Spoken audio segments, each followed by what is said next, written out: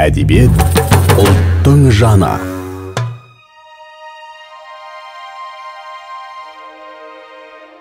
Ыбырай Алтынсарин. Жамандыққа жақсылық.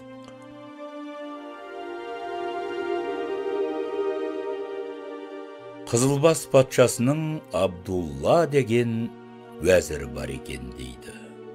Соның заманында жұрт бозылып, бір күні уәзір патшаға келе жатқанда халық қамап, біздің дегенімізді істемесең сені өлтіреміз деп, ішінде бір батыррағы уәзірді сақалынан алып жұлқиды. Уәзір ашу етпейді. Бұлардан шыққан соң патшаға барып, жұрттың тілегін беріңіз деп өтініп, тілегенін патшадан алып береді. Және өзінің көрген кемшілік үшін ешкімге жаза бермеңіз деп, оны да тілеп алады.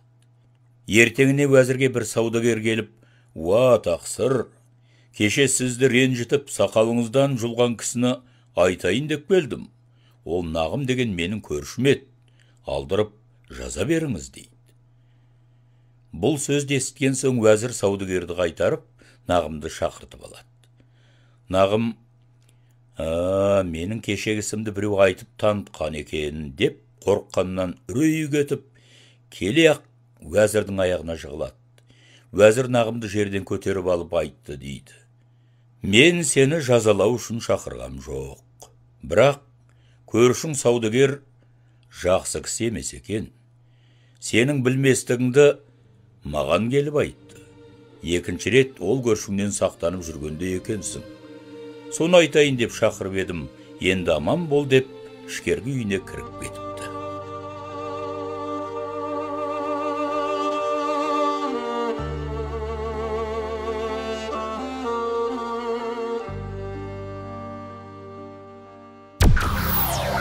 Рух KZ. Ұлттық құндылықтар тоғысқан арна.